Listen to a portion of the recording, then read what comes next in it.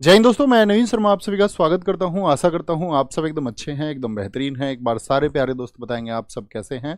उम्मीद करेंगे बहुत अच्छे होंगे, बहुत शानदार होंगे, ज़बरदस्त होंगे। और एक बार आप सब लोगों की मुस्कुराहट भी कमेंट सेक्शन में दिखेगी तो दिन बन जाएगा। नवीन सर का शिष्य प्रियंका, अक्की वारदात, श्रेयांशी सेवान, अवनीश द्विवेदी, करण निषाद, काजल गुप्ता, सारे प्यारे साथियों का बहुत सारा स्वागत है। और एक बार थम्स अप करके मुझे बताना, आप सब लोगों ने पिछली कक्षा को पढ़ा होगा। मैंने बताया कि किस तरह से इस्लाम का प्रचार हुआ और वो दुनिया के विभिन्न हिस्सों की तरफ बढ़े, उनमें से वो भारत की तरफ भी आए। और भारत की तरफ आने वाला व्यक्ति जो है वो मोहम्मद बिन कासिम था, जिसके बारे में हमने बात की थी। ठीक है, तो वो सारी चीज़ें आप सब लोगों को क्रिस्टल क्लियर हुई होंगी, क्योंकि हमने बहुत धैर्य के साथ में उसको पढ़ा। और ऐसे ही पूरे धैर्य के साथ में हम सारे इतिहास को पढ़ेंगे। मैंने एक साथी का अभी कमेंट देखा, वो कह रहे थे सर आपने हिस्ट्री का सिलेबस तो बताया नहीं। दरअसल में दोस्त, हिस्ट्री का सिलेबस बाकी विषयों के तो कुछ टॉपिक्स होते हैं, हिस्ट्री में कोई ऐसा डिफाइन सिलेबस नहीं होता है। तो हमको कंप्लीट हिस्ट्री पढ़नी होती है आपके किसी भी एग्जाम के लिए। तो हम कंप्लीट हिस्ट्री को पढ़ेंगे और बड़े धैर्य के साथ में पढ़ेंगे। ओके, तो स्वागत है सब लोगों का। आज की क्लास का हमारा टॉपिक होगा कि जो अरब आक्रमण भारत पर कल हमने पढ़ा, उसके क्या प्रभाव हुए। यानी कि अरबों के द्वारा हमने क्या प्राप्त किया, या अरब हमारे देश से क्या लेकर के गए। वह कौन सी व्यवस्थाएं थी, मान के चलिए आपका चाहे ज्योतिष है, चाहे दर्शन है, या गणित के सिद्धांत थे, वो कौन से सिद्धांत थे जो दुनिया में हमारे भारत से होकर के पहुंचे। और ये हम भारतीयों के लिए बड़े गर्व की बात रहेगी, क्योंकि ये वो हिडन पार्ट है जिसके बारे में ज़्यादातर लोगों को नहीं पता होता है। भारत पर फिर साथी अरब, मैंने कहा था कि कल मैंने आपको बताया, आज भी हम एक्सप्लेन करेंगे कि अरब तो भारत पे क्या इस्लामिक साम्राज्य को स्थापित करने में सफल हो गए थे। तो आप कहेंगे कि वो तो इसमें सक्सीड नहीं हुए। तो क्योंकि अगले 300 सालों तक, 712 के बाद में गजनवी आया 1000 के करीब में, तो 300 सालों तक मतलब होल्ड करके रखा। और वो होल्ड करने वाली इन इस्लामिक पावर्स को देश में कौन से संगठन बने थे, उस सब के बारे में आज हम जिक्र करने वाले हैं। ओके, आप बस धैर्य के साथ में अतिरिक्त बातें ना करते हुए कक्षा पे ध्यान लगाना। थम्स अप कर दीजिए, रेडी हैं आप सुनने के लिए। ठीक है, पेन हाथ में रखा करो, कॉपी हाथ में रखा करो। तो एक नोट बनाओ, यहाँ पर लिखेंगे, छोटा सा एक पॉइंट बनाना, अरब आक्रमण के प्रभाव। ज़्यादा छोटा हो गया ये। अरब आक्रमण के प्रभाव।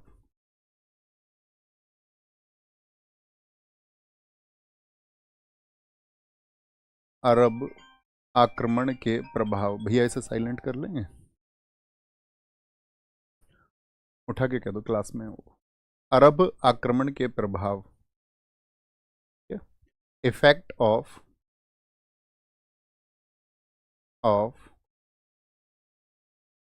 अरब अटैक। क्या प्रभाव थे? देखो, ऐसी कौन सी चीजें थी जो भारत में नहीं थी, जो अरबों के द्वारा हमारे पास तक पहुंची। तो उन चीजों में सबसे पहली चीज है आपकी, एक तो ऊंट पालन की शुरुआत। ऊंट पालन की शुरुआत भारत में नहीं होता था पहले। ऊंट पालन की शुरुआत, ये नोट करना, ये बड़ी मेजर चीज है। भारत में इसके बाद में ऊंट पालन शुरू हुआ, यानी हम कह सकते हैं कैमल रियरिंग स्टार्टेड स्टार्टेड। दूसरी बात आपको जाननी है यहाँ पर, मानचित्र कला का विकास। मानचित्र कला का विकास, जो हमारे यहाँ पर मानचित्र कला विकसित हुई, ये अरबों की देन है। मानचित्र कला का विकास, डेवलपमेंट ऑफ, मानचित्र कला को बोलते कार्टोग्राफी। Development of cartography. ठीक है, तीसरी चीज आपको याद रख लेनी है, मानसून की जानकारी भारत को हुई, इससे पहले नहीं थी। मानसून की जानकारी, जब किसी चीज की जानकारी के बारे में हम बात करते हैं, इसका मतलब विशेष और उल्लेखनीय जानकारी। साधारण जानकारी तो पहले थी, यानी कि information of monsoon. Information of monsoon, क्योंकि एक व्यक्ति है अरबी, अलमकसीदी, अलमकसीदी ने इसके बारे में बताया था। एक याद रख लेना, खजूर की खेती, ये भारत में नहीं होती थी। ये बहुत बार पूछा जाता है, स्टेटमेंट बना के एग्जाम में पूछा जाता है। क्या कह सकते हैं, आपका ऐसे लिख लो, आप इसको बोल सकते हैं हम कल्टीवेशन बोल लो, या फिर हम इसको एग्रीकल्चर ऑफ डेट्स बोल सकते हैं सीधे सीधे। एग्रीकल्चर ऑफ डेट्स, ये छोटी छोटी चीजें हैं जो अरबों के माध्यम से भारत में पहुंची। अब ये साइड तो किसकी हुई, किसके द्वारा दिया गया है ये भारतीयों को, बाय अरब्स, अरबों के द्वारा।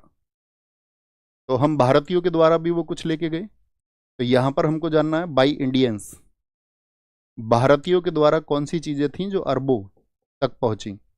या मैं कहूं अरबों तक नहीं, बल्कि आप जानते हैं कि भारत और यूरोप को कौन जोड़ता था, कल मैंने आपको बताया। तो आप कहेंगे यूरोप और भारत के मध्य, या बोले यूरोप और एशिया के मध्य बीच में कौन थे, आपका अरब।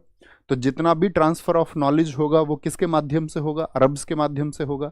यानी कि अरबों ने जो एशिया या भारत का ज्ञान था उसको यूरोप तक पहुंचाने के लिए एक ब्रिज का काम किया, एक सेतु का काम किया। अब वो कौन सी चीजें हैं, तो उसमें सबसे पहली चीज आती है आपका, सबसे पहली चीज आती है, नोट बना के छोटी सी चीज आप लिख लेना यहां पे ऐसे, जो भारतीय ज्ञान है, भारतीय ज्ञान यूरोप तक कैसे पहुंचा, कभी आपसे पूछा जाए तो आप कहना अरबों के माध्यम से पहुंचा, अरब्स के थ्रू गया वो यूरोप तक, ठीक है, अरबों के माध्यम से पहुंचा, ठीक है। अब जब पहुंचा तो वो कौन सा भारतीय ज्ञान है, एक तो भारत में जो दर्शन है, फिलॉसफी, आप जानते हैं भारत में जो दर्शन है उसकी जड़ें बहुत पुरानी हैं। अगर आप हमारी अपनी ऋषि परंपरा को देखेंगे तो हमारे ऋषि जो है बहुत प्राचीन समय से दार्शनिक रहे। दर्शन का मतलब समझते हैं, किसी विषय के बारे में आपके सोचने और समझने का तरीका क्या है, आप कैसे सोचते और समझते हैं, ये दर्शन है, फिलॉसफी। दूसरी चीज यहां पर ज्योतिष, एस्ट्रोलॉजी में भारत महान था, एस्ट्रोलॉजी। नोट बनाते चलते हैं ना, थम्स अप करो जी भैया, हाथ से ही नोट बनाते। अंक, डिजिट, अंकों का ज्ञान, जो यहां से मेडिसिन, चिकित्सा, चिकित्सा पद्धति यानी कि मेडिसिन, चिकित्सा किसकी डेवलप थी सबसे ज्यादा, आप जानते हैं कि भारत में चरक जैसे महान व्यक्ति हुए जिन्होंने चरक संहिता को लिखा। या हम कहें कि जो आज सर्जरी होती हैं, जो विभिन्न ऑपरेशंस होते हैं, वो सर्जरी किसकी देन है, वो भारत की देन है।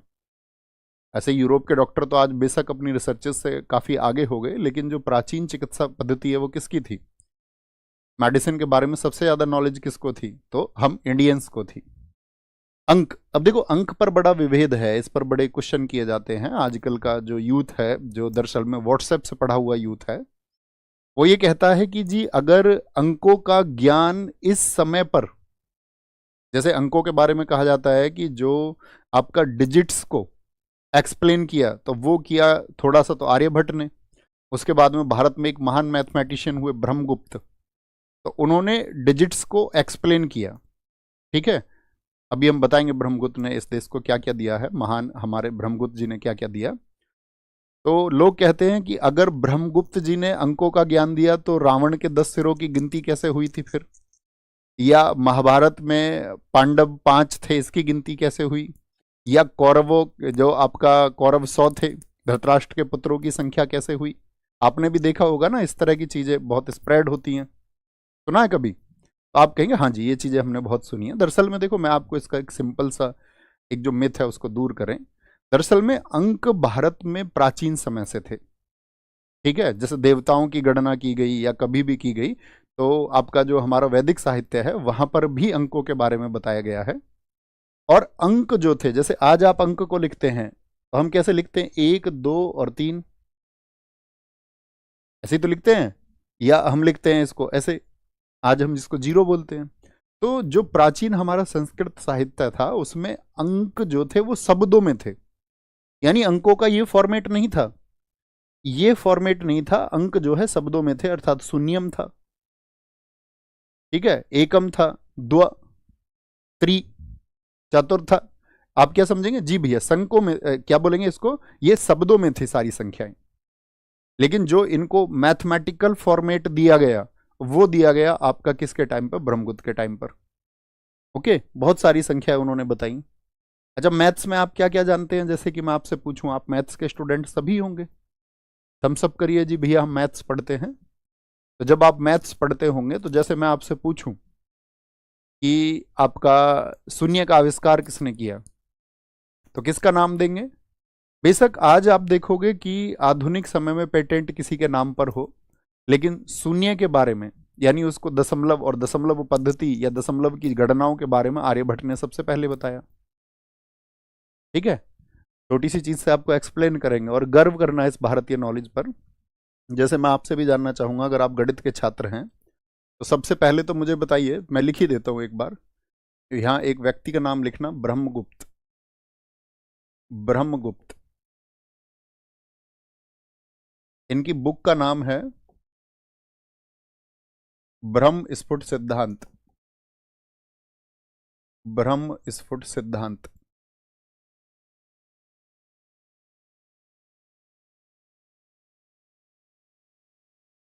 ब्रह्म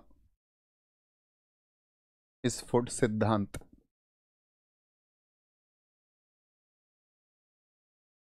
तो ब्रह्मपुट जो सिद्धांत है, क्योंकि अलबरूनी ने भी इस बुक को पढ़ा और अरबी लोग इतने चालाक थे कि इस बुक को जब, क्योंकि ये बुक अगर आपसे पूछा है कब लिखी गई, तो 628 एडी में लिखी गई है। कब लिखी गई थी?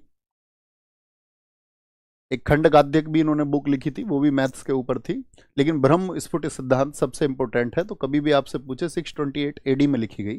और जब इस बुक को लिखा गया तो अलबरूनी ने भी इसको पढ़ा है, और अलबरूनी ने खुद माना है, जब अलबरूनी किताब को लिखता है तहकीक हिंद को, तो वो कहता है कि ग्रहण के बारे में जितनी जानकारी ब्रह्मगुप्त को है, उतनी जानकारी विश्व में अन्य किसी व्यक्ति को नहीं है। यानी ग्रहण के बारे में, ग्रहण समझ, चंद्र ग्रहण, सूर्य ग्रहण, तो जितने भी एक्लिप्स थे उनके बारे में किसने जानकारी दी ग्रहण के बारे में? तो एक तो सबसे पहली चीज तो ग्रहण हो गया। गर्व करना है इस बात पर, आपको पता होना चाहिए। पाई की वैल्यू इन्होंने एक्सप्लेन की, उन्होंने कहा पाई की वैल्यू जो है वो √10 है। आज पाई का मान आप कितना जानते हैं? 22/7 सारे लोग जानते होंगे, 3.14। आप कहेंगे हाँ जी जानते हैं। क्वाड्रेटिक इक्वेशन जानते हैं, द्विघात समीकरण। द्विघात समीकरण, अब ऐसे मत हो जाना भैया हमारा तो मैथ कमजोर है, ऐसे नहीं। क्वाड्रेटिक इक्वेशन जानते हैं सारे लोग? सॉरी, आर आएगा यहाँ पे, आर। क्वाड्रेटिक इक्वेशन क्या होती है? क्वाड्रेटिक इक्वेशन दो के घात की जो भी समीकरण है। तो उन्होंने बताया, जैसे कि आपने, अगर आपने मैथ पढ़ा होगा तो श्रीधराचार्य फॉर्मूला आपने पढ़ा, जिसको बाद में श्रीधराचार्य ने एक्सप्लेन किया कि x equals to -b plus -√b² -4ac/2a, ये पढ़ रखा होगा सबने। मैं आपसे पूछूं, पृथ्वी की त्रिज्या कितनी है? पृथ्वी की त्रिज्या, radius of earth, radius of earth कितना है? रेडियस ऑफ अर्थ, तो आप कहेंगे रेडियस ऑफ अर्थ जो है वो आज, मतलब उसके अब तो कैलकुलेट हो ही चुका है, 6371 किलोमीटर, यानी 6371 किलोमीटर है। पृथ्वी के बारे में सारे लोग जानते हो इतना तो, कि पृथ्वी ये क्या होता है, उसका भूमध्य, आपका भूमध्य जो साथी व्यास है, जिसको हम इक्वेटोरियल डायमीटर बोलते हैं, ये कितना है? 12,756 किलोमीटर है। और ये जो आपका पोलर डायमीटर है, जिसको हम ध्रुवीय ध्रुवीय व्यास बोलते हैं, ये कितना है? तो आप कहेंगे ये 12,714 किलोमीटर है। ये क्या है आपका? ये व्यास है, व्यास अर्थात आपका डायमीटर है। तो डायमीटर का अगर इसका औसत निकाले तो 12,735 और उसका लगभग आधा करते हैं, तो आज अगर हम बोले तो ये क्या हो गया हमारा? ये तो डायमीटर है। डायमीटर त्रिज्या का दुगना होता है, रेडियस का दुगना होता है, और रेडियस की कैलकुलेशन करें तो हम 6371 आती है। तो ब्रह्मगुप्त वो पहले व्यक्ति हैं जिन्होंने पृथ्वी की सरकमफेरेंस को नापा था, अर्थात परिधि को नापा था। परिधि का सूत्र क्या होता है बताओ एक बार सारे लोग? तो आप कहेंगे भैया परिधि होती है हमारी 2πr। ये मत समझ लेना भैया कि हम मैथ पढ़ रहे हैं, यही तो जानना था तुमको जिसको तुम नहीं जान पाए। 2πr यानी 2 × 3.14 × r 6371। कैलकुलेशन करोगे तो किसके आसपास आएगा? तो आप कहोगे भैया इसकी 2 × 6 = 6 × 36, मतलब कि लगभग हमारा जो कैलकुलेशन करके आएगा वो आएगा हमारा आज के टाइम पे 40,000 के आसपास आएगा, लगभग, ऑलमोस्ट मान लेते हैं, हाँ या ना? यस और नो? आप कहेंगे हाँ जी आएगा। तो ये पृथ्वी की त्रिज्या इन्होंने पृथ्वी की त्रिज्या नहीं, इन्होंने पृथ्वी का बताया था सरकमफेरेंस, और कितना बता दिया था? तो याद रख लेना 40,000 बताया था जी, 40,000 किलोमीटर। कोई इक्विपमेंट तो नहीं था इनके पास में? आप कहेंगे नहीं भैया कोई इक्विपमेंट इनके पास में नहीं था, तब भी नापा, कितने महान व्यक्ति रहे होंगे, कैलकुलेशंस रही होंगी अपनी। सम संख्याओं के वर्ग का योग किसने दिया है? जब आप मैथ्स पढ़ते हैं तो विचार किया करो, सम संख्याओं के वर्ग, सम भी छोड़िए, संख्याओं के वर्गों के योग के सारा भी एक्सप्लेन उन्होंने किया। संख्याओं के वर्गों का योग, जितने भी नंबर्स हैं उनके स्क्वायर्स का, जैसे 1 का स्क्वायर क्या होगा, 2 का स्क्वायर क्या होगा, 3 का स्क्वायर, कितने तक भी हो, अगर मैं इसके वर्ग की बात करूं तो क्या फॉर्मूला होता है? आप कहेंगे एन, क्या बोलेंगे इसमें? एक तो एन से एन, एन प्लस वन, थोड़े कम जगह है, नीचे लिख लेते हैं। यहाँ पर क्या बनता है आपका? एन, एन प्लस वन और 2n प्लस 1/6। तो संख्याओं के वर्गों का योग किसने दिया? या मैं कहूं संख्याओं के घनों का योग, उनके क्यूब्स का सम कितना होगा? जैसे 1 का क्यूब प्लस 2 का क्यूब प्लस 3 का cube and so on, N cube कोई भी निकालना है तो क्या फॉर्मूला होता है आपके पास? N n n n plus one upon, formula लिख लीजिए उसको, n n plus one upon 2 का होल स्क्वायर। ये किसका होता है? ये क्यूब्स का होता है। जानते हो इन सारी चीजों को? आप कहेंगे हाँ जी, यानी कि एक महान योगदान रहा, उन्होंने अपनी थ्योरम लिखी, ब्रह्मगुप्त थ्योरम, और भी ना जाने कितनी चीजें उन्होंने हिंदुस्तान को दी हैं। जैसे कि उन्होंने ही बताया था कि हर वस्तु की प्रकृति होती है अपनी, तो दो वस्तुएं एक दूसरे के प्रति आकर्षण रखती हैं। उन्होंने हालांकि नाम नहीं दिया, नाम दिया इसको भास्कर सेकंड ने। उन्होंने कहा दो वस्तुएं एक दूसरे की तरफ जो खींचती हैं उसको गुरुत्वाकर्षण कहते हैं। हमको क्या पढ़ाया गया? न्यूटन। अब जानते हैं ना गुरुत्वाकर्षण का सिद्धांत, एग्जाम्स में भी पूछा जाएगा तो आज भी आप न्यूटन ही लिख के आओगे, क्योंकि उन्होंने उसको अपनी बुक में, और उस बुक को इतना प्रसारित किया जब उन्होंने अपनी प्रिंसिपिया बुक लिखी 1687 में। आप कहेंगे हाँ जी, यस और नो? हाँ जी, सारी बात, मतलब बहुत कुछ उन्होंने गणित को दिया। या मतलब मैं अनेक चीजों पे बात कर सकता हूं इसके बारे में। जैसे आपने पढ़ा होगा पाइथागोरस ट्रिपलेट, पढ़े हैं आपने?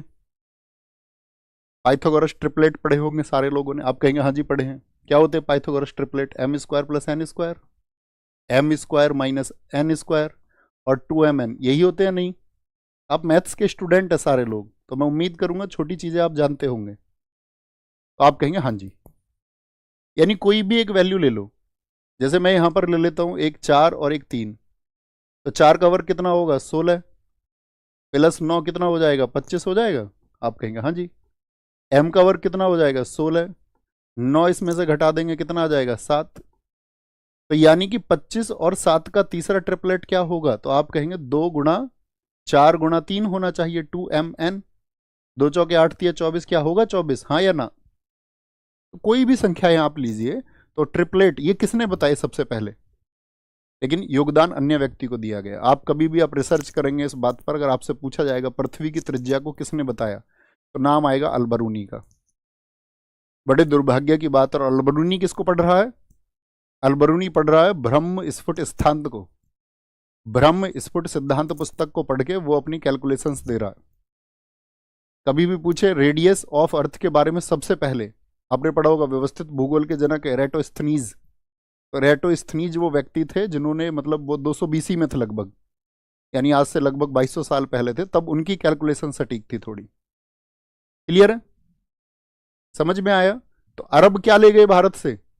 आप कहेंगे भैया गणित तो सारा का सारा ये हमारा जो था, बहुत कुछ है इसमें, आप कभी इसमें पढ़ना, रिसर्च करना।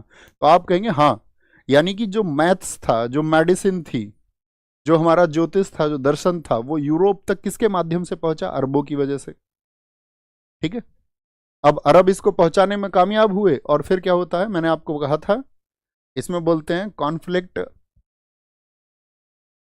अमोंग अरब्स, अरबों के मध्य संघर्ष, इसको लिखना, ये बहुत जरूरी है। अरबों के मध्य संघर्ष, यहां तक की बात हमने आपको बताई थी कि मेरा एक प्रश्न रहेगा आप सब लोगों से। मैंने बताया था कि मोहम्मद बिन कासिम की मौत हो गई, उसको मार दिया गया, चाहे जो भी कारण रहे हों, चाहे आपका खलीफा के माध्यम से या फिर जो राजा दाहिर की पुत्रियां थी उनके माध्यम से, दोनों ही स्टोरी मैंने बताई जो प्रचलन में है। तो यहाँ पर आप एक बात सोचोगे कि अरब से जब यहाँ पर आए, तो मैंने कहा था कि राजा दाहिर का जो बेटा है जय सिंह, कल मैंने आपको बताया, उसने भी इस्लाम एक्सेप्ट कर लिया था।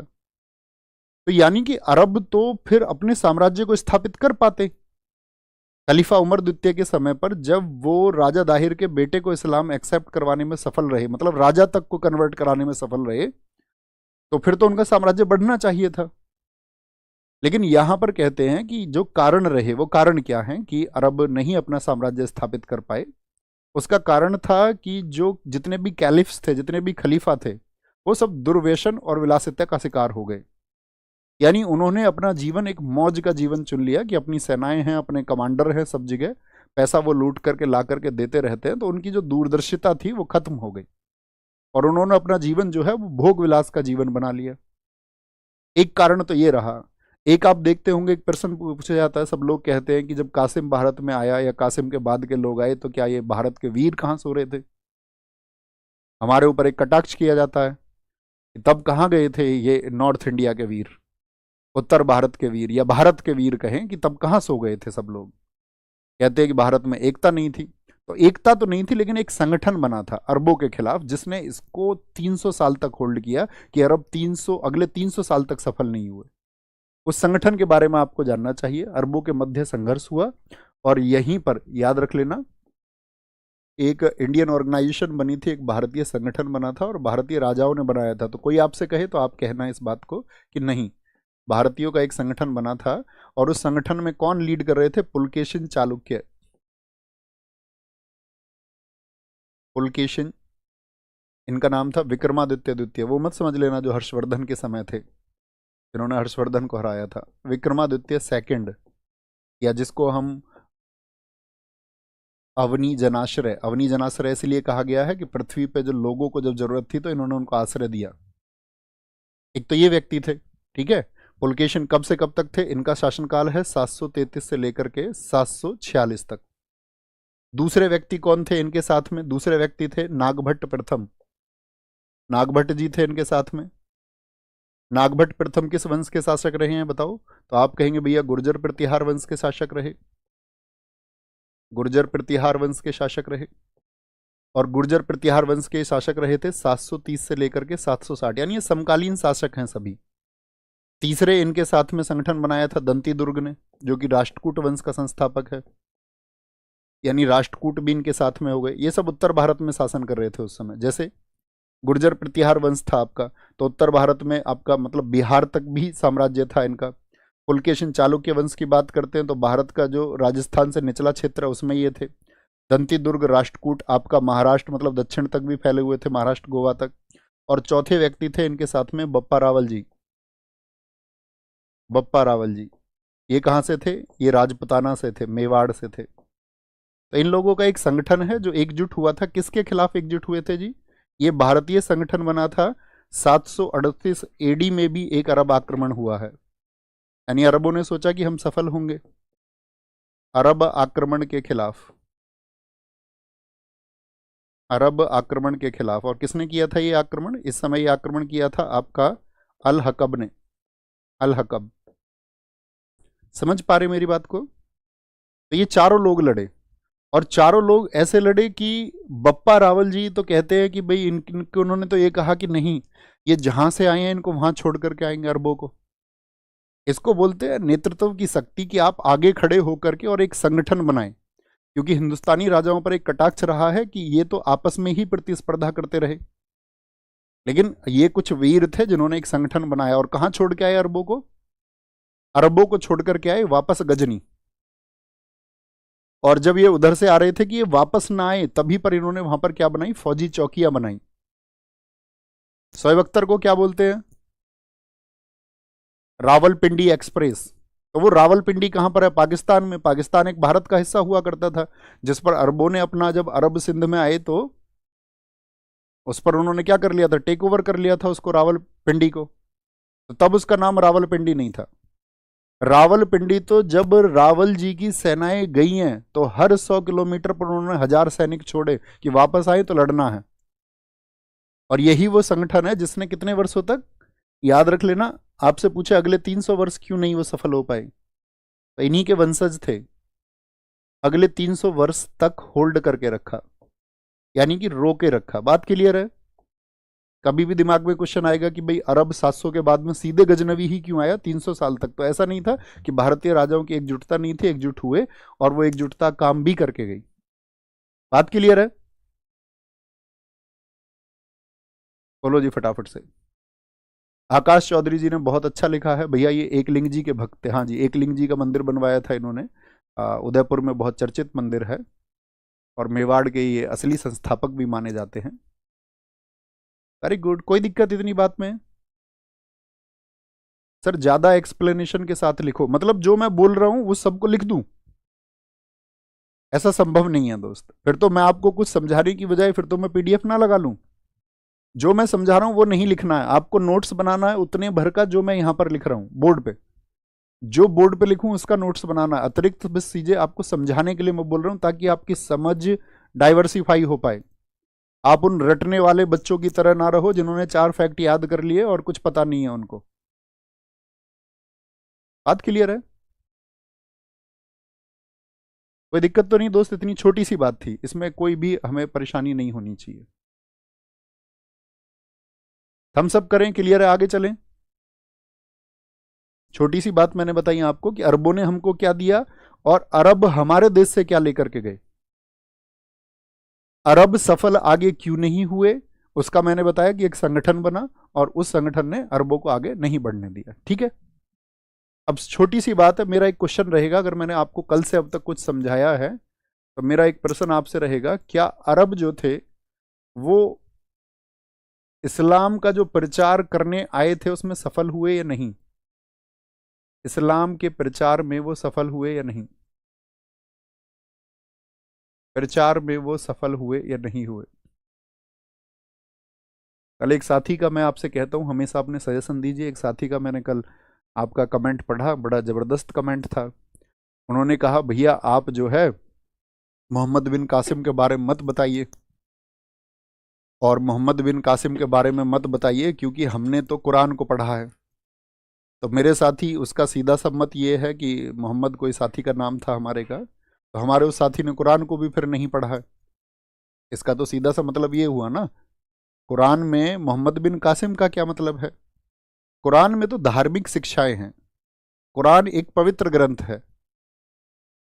मैंने आपको क्या बताया था, कुरान आप जो लोग नहीं पढ़ते हैं वो उस पर टिप्पणी कर सकते हैं।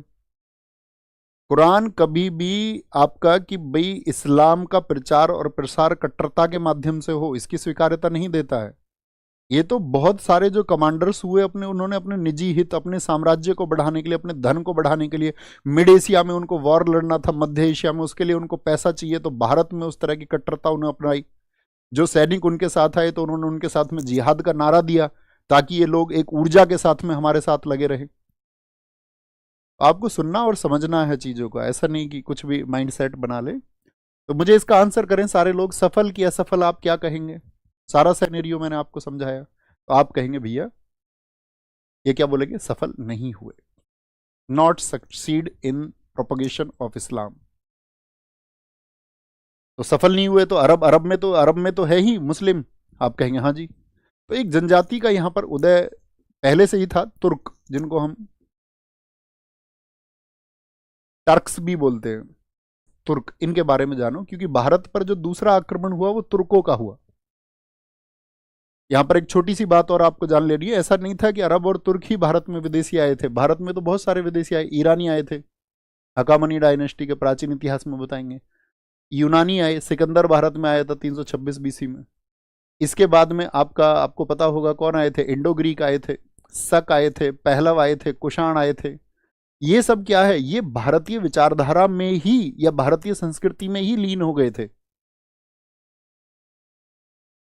जैसे मैं आपसे एक राजा का नाम यदि पूछूं, रुद्र दामन किस वंश का शासक है?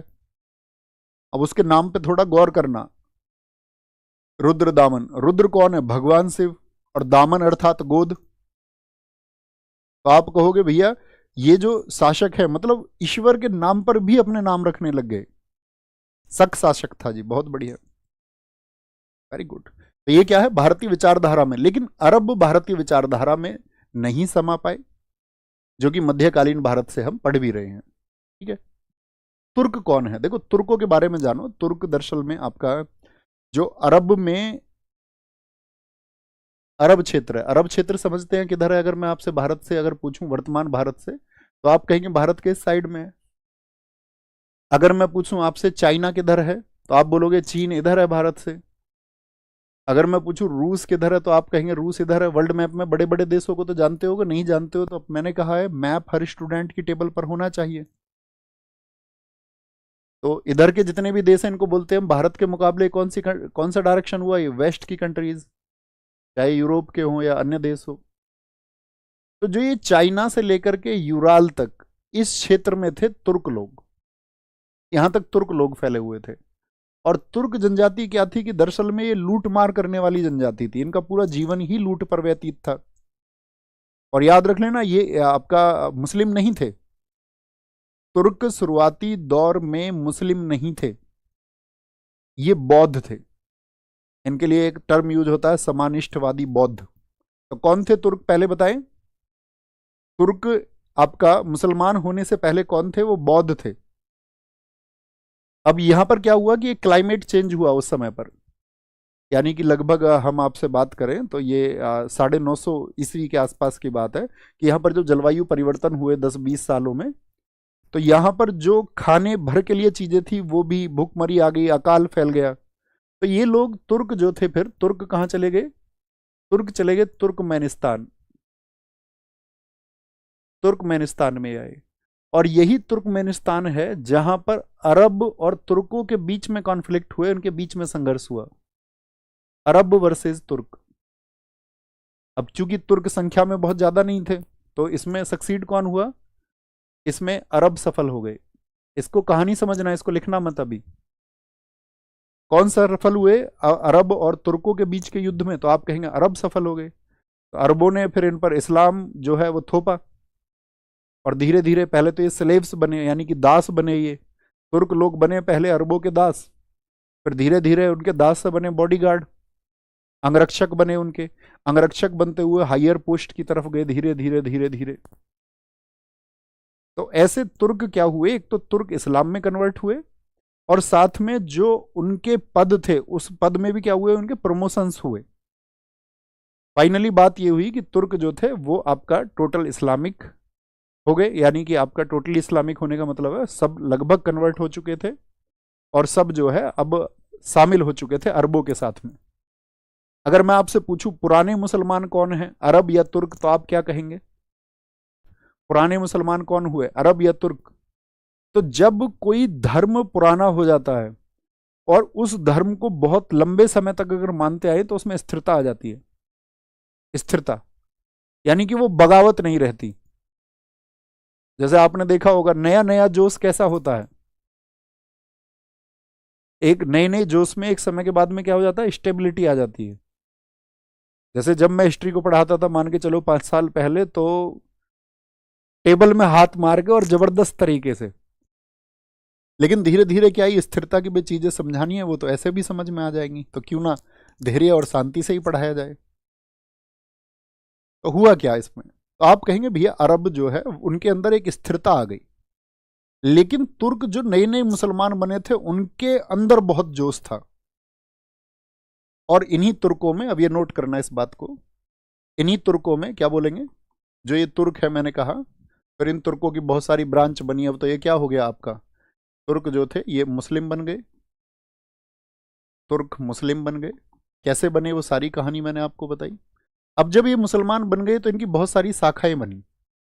जैसे एक शाखा तो आपका कोचक की तरफ की गई, जिसको हम एशिया माइनर बोलते हैं, या वहाँ पर कुस्तुनतुनिया, हम आपको अगर वर्ल्ड हिस्ट्री पढ़ाएंगे तो वहाँ पर बताएंगे, कुस्तुनतुनिया पर इन्होंने अटैक किया, और कुस्तुनतुनिया को इस्तानबुल, इस्तानबुल जो उसका नाम है वो तुर्कों ने ही दिया। उस बात को अभी छोड़ेंगे, अभी हमको फोकस करना है इस बात पर कि यहाँ की एक शाखा थी आपका गाजी, गाजी शाखा, जो यहाँ पहुंची आपका कहाँ पर? गजनी जगह पर। गजनी किस देश में है आज वर्तमान में? यहां से हमको लिखना है, इसको नोट करना, ठीक है। तुर्कों का एक वंश कहाँ आ गया? गजनी। और गजनी जिसको हम साथी गजनी वंश के नाम से भी जानते हैं, गजनी वंश, या उसको यामिनी डायनेस्टी के नाम से भी जाना जाता है, यामिनी वंश, यामिनी वंश का जो संस्थापक था वो था अल्पतगीन। कौन है? Alptigin, founder of Ghazni dynasty. Ghazni dynasty लिखे या यामिनी, इसी के ऊपर तो लिखी है आपका किताबुल यामिनी उतुबी ने, अभी देंगे उसका रेफरेंस आपको आगे चल के। कौन है? अल्पतगीन, अल्पतगीन, ठीक है। और अगर अल्पतगीन का मैं आपको शासनकाल बताऊं कि कब से कब तक था अल्पतगीन, क्योंकि इसका बेटा आया फिर उसके बाद में सुबुतगीन, तो इसका शासनकाल भी लिख लेना, 943 से 963। अल्पतगीन के बाद में जो आया, अल्पतगीन के बाद में आया सुबुक्तगीन, सुबुक्तगीन। सुबुक्तगीन जो गद्दी पे बैठा, वो गद्दी पे बैठा था आपका 977 से लेकर के 997। आप कहेंगे बीच के वर्ष कहाँ गए भैया?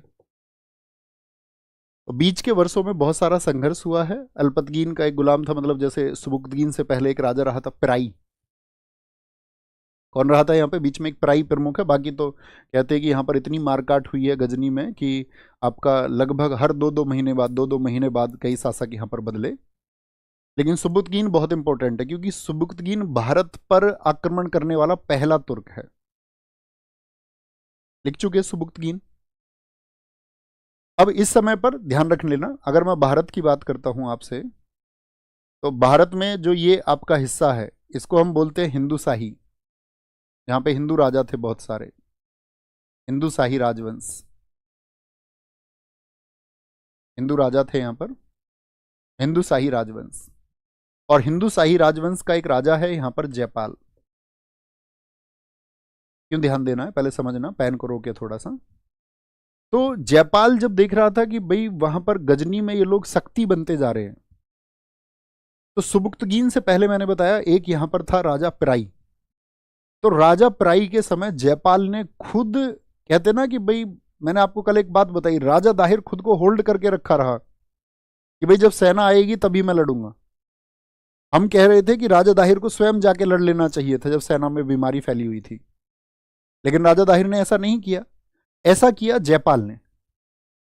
और जयपाल गजनी गए अटैक करने, लेकिन वहां पर एक सैनिक कमांडर था उस टाइम पे सुबुक्तगीन, और सुबुक्तगीन ने उस सेना को हरा दिया, क्योंकि वहां का ठंडा और जो अफगानिस्तान का जो बर्फीला इलाका था, ये अफगानिस्तान में स्थित है, तो वहां भारतीय सेनाओं को लड़ने की आदत नहीं थी।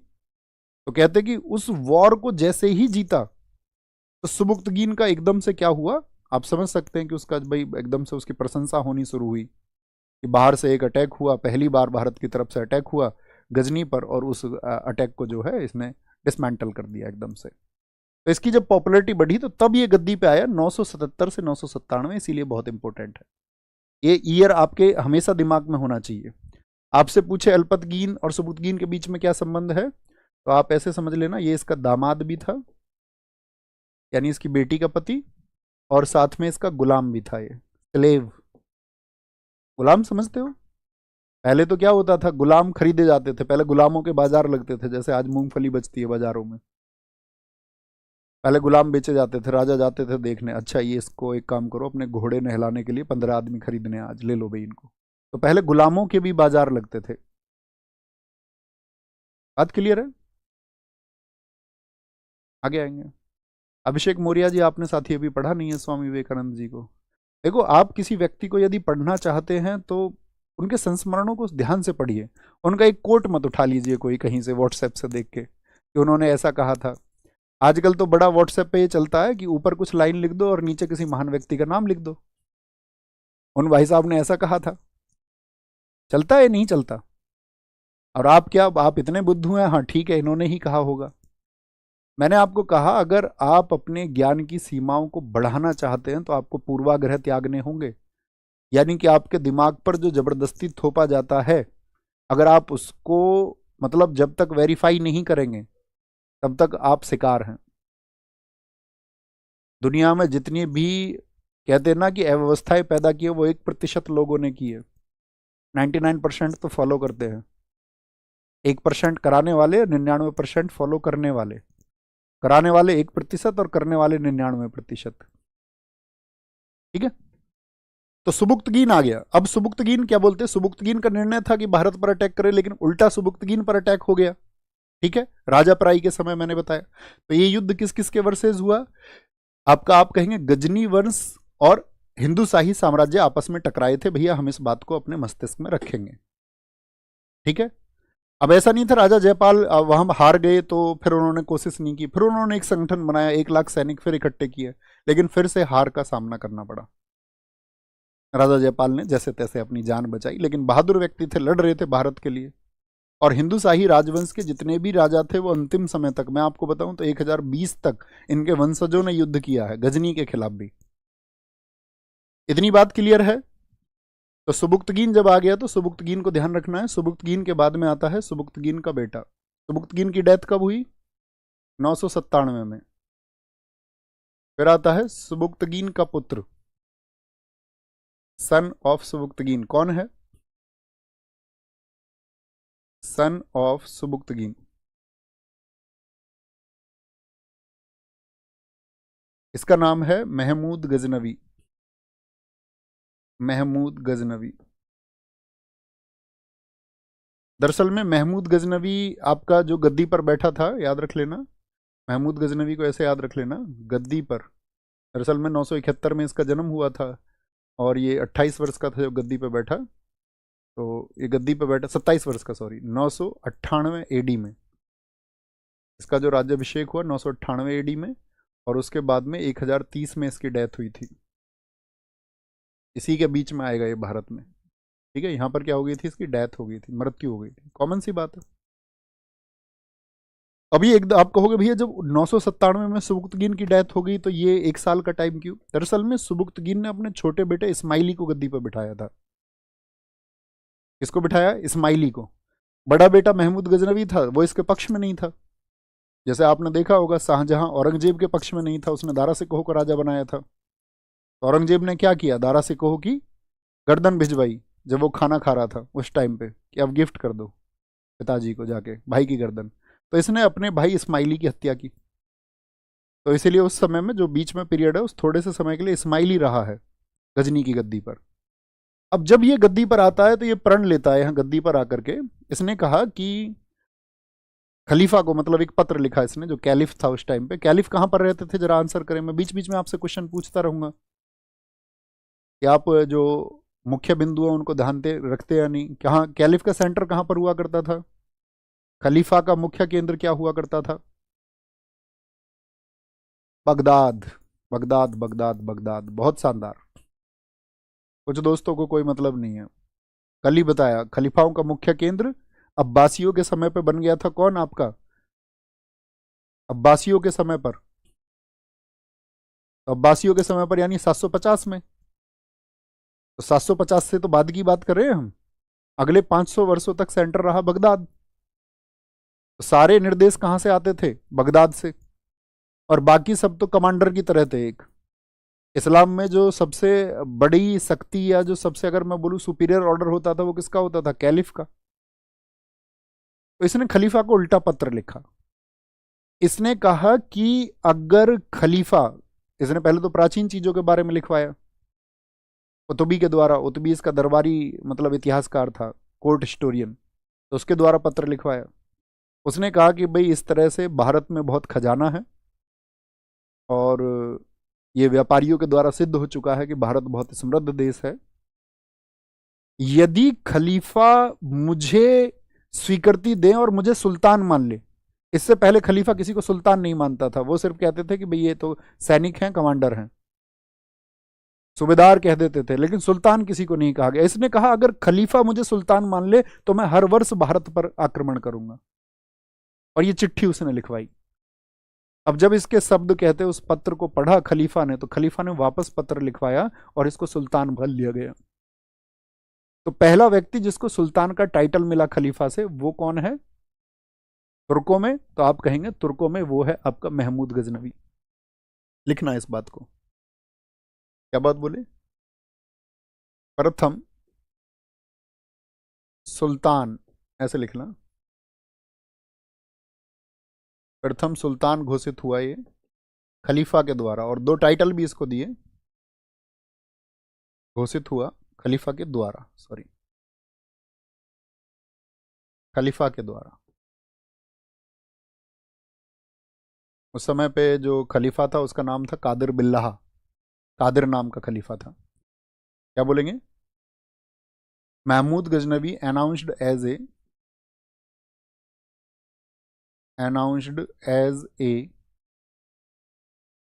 सुल्तान बाय, खलीफा लिख लीजिए, बाय कैलिफ लिख लीजिए, और इसको दो टाइटल दिए, साथ में इसको दो टाइटल भी दिए, दो उपाधि भी दी। और वो दो टाइटल्स कौन कौन से हैं, उनसे एग्जाम में क्वेश्चन पूछा जाता है कई बार। पहला टाइटल था यामीन उद्दौला, यामीन उद्दौला। यामीन उद्दौला का मतलब होता है साम्राज्य का दाहिना हाथ, राइट हैंड ऑफ एम्पायर, उसको एक्सेप्ट कर लिया। साम्राज्य का दाहिना हाथ,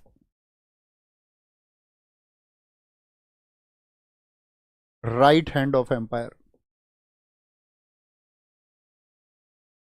राइट हैंड ऑफ एम्पायर।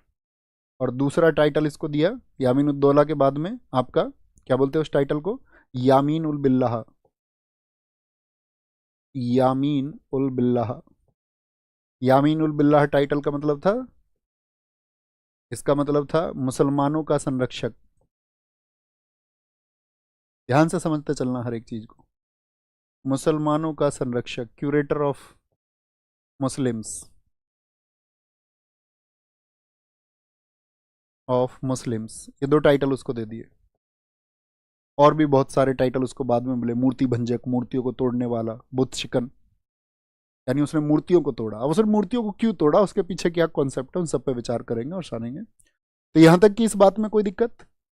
अब देखो बहुत सारे मत हैं, जैसे मैंने आपको कहा था लेफ्ट विंग के जो हिस्टोरियन है वामपंथी रोमिला थापर, वो क्या कहती है कि इसका जो आक्रमण था वो सियाओं के खिलाफ था, सिया मुसलमानों के खिलाफ, और ये जो भारत आया वो हाथी प्राप्त करने आया। या अन्य इतिहासकार जो कि वामपंथी इतिहासकार जिनको हम कहते हैं। लेकिन मैं आपसे एक प्रश्न करना चाहूंगा यहां पर, मुझे छोटी सी बात बताना आप लोग, आज के वर्तमान लेखक जो लिखते हैं वह सही है, या जो स्वयं गजनी के दरबारी इतिहासकार ने लिखा वो सही माना जाए? तो आप कहेंगे हाँ जी, जो उसका दरबारी इतिहासकार है वो अगर गजनवी के बारे में कोई बात लिख रहा है जो गलत है, तो क्या कोई राजा का दरबारी इतिहासकार होते हुए राजा के खिलाफ गलत लिख सकता है? गलत चीज को भी लिख रहा है तो क्या राजा उसको सहमति दे देगा? सीधी सी बात है, वो सही घटनाएं रही होंगी तो राजा ने सहमति दे दी, झूठ को तो स्वीकृति नहीं देगा। तो उतबी के अनुसार ये कहा गया है, और आजकल के इतिहासकार इस बात को नहीं मानते, लेकिन उतबी ने इस बात को कहा है कि लूट के साथ साथ गजनवी का एक उद्देश्य भारत में इस्लाम प्रचार का भी था। उसका दूसरा पहलू क्यों आज के इतिहासकार कहते हैं, उसका दूसरा पहलू इस वजह से है क्योंकि उसने ऐसा नहीं था कि भाई सिर्फ हिंदुओं के खिलाफ युद्ध लड़े गजनवी ने, उसने ईरान में भी युद्ध लड़े हैं, उसने बहुत सारे मुस्लिम शासकों के खिलाफ युद्ध लड़े। तो उसके लिए पैसा प्राइमरी चीज थी, क्योंकि उसने सोच लिया था कि मिड एशिया, जो मध्य एशिया, जो अरब के देश है, इसमें सबसे बड़ी ताकत अगर कोई बनेगा तो वो गजनवी बनेगा। ये उसका मतलब प्राइम ऑब्जेक्टिव था, प्राथमिक उद्देश्य यही था उसका। जैसे कई इतिहासकार तो ये कहते हैं कि अगर गजनवी को मक्का और मदीना में किसी खजाने का पता चल जाता तो वह वहां मक्का मदीना पर भी आक्रमण कर देता, इस तरह की उसकी नीयत थी। ठीक है, तो यामीन उल बिल्लाह यहां पे क्या बोलेंगे, तो क्या उद्देश्य रहे इसके, मैंने सारी बातें आपको बताई, क्या ऑब्जेक्टिव्स थे इसके, ऑब्जेक्टिव्स क्या कहना चाहेंगे छोटे से शब्दों में? तो छोटे से शब्दों में हम कहेंगे इसके ऑब्जेक्टिव्स थे लूट, इसने ईरान को भी लूटा, भारत को भी लूटा, और इस्लाम का प्रचार किसके अनुसार, उतबी के अनुसार, जो इसका दरबारी इतिहासकार है। अभी आगे सारे राइटर्स लिखवाएंगे। ठीक है, तो क्या बोलेंगे, looting and propagation of Islam, propagation of Islam. कितने अटैक किए इसने भारत पर?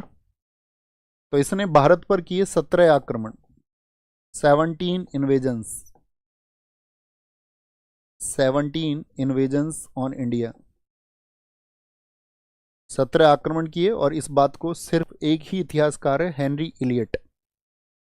बाकी 17 की गिनती किसी से नहीं हो पाई, सिर्फ हेनरी इलियट अकेला इतिहासकार है जिसने कहा 17 आक्रमण।